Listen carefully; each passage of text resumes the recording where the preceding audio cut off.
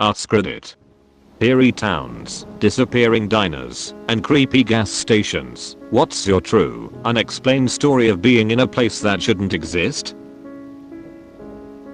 Many years ago, my family and I moved from California to Nebraska. I was still a young kid, probably 5 to 6 years old.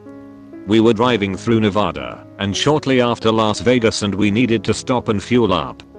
We stopped at your typical old school gas station that rings when you pull up to the pump. I don't remember it that well, but my dad told me it looked normal. He got out to stretch while my mom went inside to pay for gas. My mom said that when she walked in, the gas station had quite a few people inside, despite us being the only car there. When she walked up to the counter to pay for gas, everyone turned to her and the lights went out. She ran outside where my dad witnessed everything and helped her into the car, and we sped off down the interstate, not caring whether we ran out of gas or not.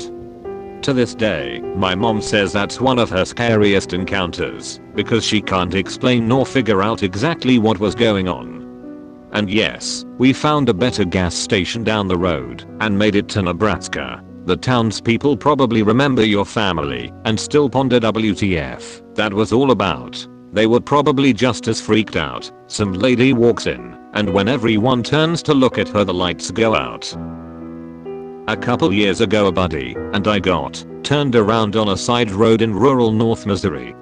I had no service for GPS, and it was pouring rain, so I headed south toward my destination, hoping to run into a main highway.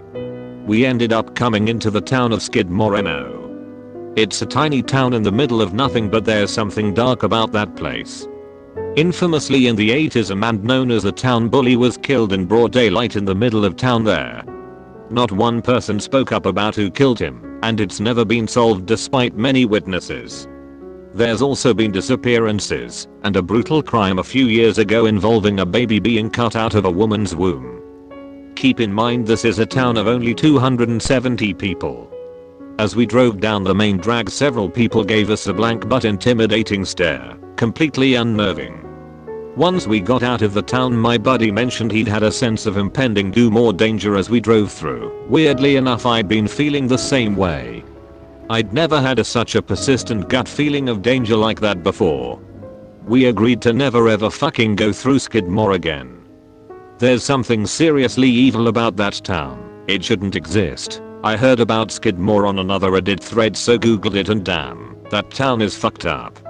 So many murders and disappearances for such a tiny place. I grew up in Middle Missouri. The people who live way out in the sticks have their own way of doing things. They don't trust outsiders much and handle problems themselves. A dude rapes a girl. He'll probably end up disappearing and nobody knows anything about it.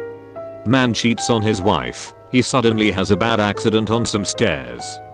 There are more than a few bodies buried up in the hills, man. I have a couple, but I will choose just this one.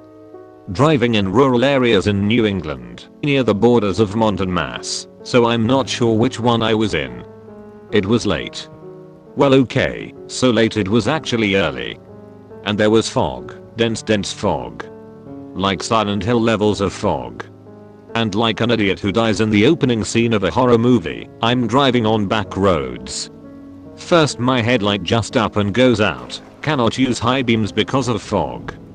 I'm in the middle of nowhere. I haven't seen a house or town in a long time. Car starts making noise. Check engine light comes on. So I pull over, nothing much around, field and fog and dark. Creepy as hell. I gamely look at the engine. I can fix electronics, not engines. I tighten all the things I know. Car now won't start. So I'm in the dark, in the middle of nowhere, on the side of the road. Because of the natural rules of how things work, my cell phone has no service as well. It is like one big cliche. But I'm not stupid enough to go wandering the roads right now. So I recline my seat and decide to take a nap for a couple hours until the sun comes up. I wake up, the sun is coming up, the fog is going away, and I'm in on the main street of a tiny town, parked in front of what looks like the Bates Motel house. Houses everywhere. It was the creepiest feeling. I was sure enough in the woods. There was not a light on in any house all night. There was a service station 50 yards up the road. I walked up to it, talked to the guy, who looked perfectly normal. He walked over to look at the car, asked me to try to start it, and it did. Fucking thing turned over right away. And both headlights were working. I drove on, never got the name of the little village, and I couldn't find it on a map. I always felt like I was in this big setup for a horror movie that just didn't pan out. Not just one, but there's a whole lot of places in rural NZ that will scare the shit out of someone who isn't used to it. Hell, even some of my Kiwi friends would sometimes be like, fuck no, I'm not hiking out there with you guys, good luck. If I had to choose one, we were doing a 5-day hike, had pretty good maps and directions. Now there's a lot of nationally funded huts throughout the island, very well marked. We found this one random hut that was definitely not on the maps, with a bunch of older guys just hammered partying inside. And this was way out of where these guys cold just walked up from town to party in for the afternoon. No gear whatsoever, just the craziest looking 60+ guys hammered in this random unmarked cabin. When we came back by later, the place was absolutely empty and musty, so they packed up their trash and stuff, but it still seemed all gross and dirty. We were all kind of baffled. Did we actually meet all these crazy hillbilly old men partying in the middle of nowhere? They obviously weren't going up there to clean it up, and where the hell did this cabin even come from just in the middle of these mountains? And how did they just randomly hike up there with cases of beer and booze and speakers? Those are the coolest fucking ghosts. What ghosts do in their spare time? Make their own hut out of thin air just because they can, then get fucking bombed inside of it. Not a bad use of supernatural powers, honestly. I was relocating across Texas, and, as I normally do, was driving through the night to skip traffic, and because it's more serene that way. I was driving straight through central Texas going northwest, so seeing the hill country change to desert in the full moon was super cool. Anyways, I was driving with my, now ex-wife, and we were running low on gas. Luckily, we were pulling into a tiny no-name town and we could see an old gas station come around the bend. This encounter happened at about 2 AM. Now, this town only has one road, and the station was right at the edge of town at the end of it. When I say old, I mean very old, the type that you have no option of prepaying. You simply flip up the handle on the machine and you hear the pump inside start struggling to get the gas from the reservoir. It had the old style tick readers too, not a thing electrical on it. I, being the young man I was, had never seen one before, so I walked into the store to buy the gas before I pumped. The store only had one light in the far back on, and I almost thought it was closed, since it was barely brighter inside than it was out in the moonlight.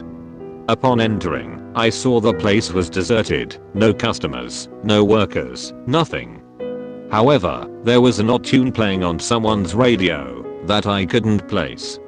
An old sounding, upbeat piano piece was playing somewhere around the corner inside, and I heard shuffling once I walked closer to the source. This place made me feel scared. Not the whoa this is creepy scared, but the all hairs are on end. Something is seriously wrong here, but I can't figure it out scared.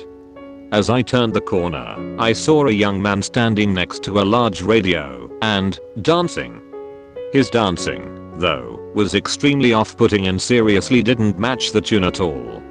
Though the radio was cranking out what sounding like ragtime, this guy was running his hands up and down his body and pretty much feeling himself with his eyes closed in what looked like bliss. He was going far slower than the music and definitely wasn't on tempo. For some reason, I couldn't speak. I couldn't even move. I was in a trance as every part of me screamed to turn and leave. Finally, I said, "Excuse me, I just need some gas." The guy kept dancing. I said it a little louder, and he finally slowed down a bit and opened his eyes and focused on me. But it was like he was looking at a finely cooked steak. He was looking almost through me and silently walked to the register, not saying anything. I said, just $20 please." He, again, didn't say anything and just stood behind the ancient register, So I just figured maybe he didn't speak the language or was embarrassed I caught him dancing. So I laid the money on the counter and went outside hoping he'd turn on the pump. I filled up, told my wife about the weird ass scene in there, and turned off the pump to kill the horrible grinding noise from the interior pump fighting against gravity to get the gas up. Weird thing is, when we were leaving, I looked back in the window and the guy was still standing there behind the counter. This may sound fine, but my money was still on the counter in front of him. It was like he was a robot who just turned off once I left. This is where it gets super weird. A couple months later, I was driving back to San Antonio to visit family, and we figured we'd stop at that old gas station to see it in the daytime, since it had become somewhat of a running joke between us. We pulled into this tiny town, and the thing was gone. The lot it sat on at the end of the road wasn't even there. It was just grass. No rubble, no old pump, no lighting, nothing. It was like somebody picked it up and moved it. It looked like nothing had been there for years. Still get freaked out thinking about it. Now these are the kinds of stories I'm talking about. Glad I'm reading this during the daytime. Good for you, pal. I'm in bed torturing myself reading this thread. Please send help.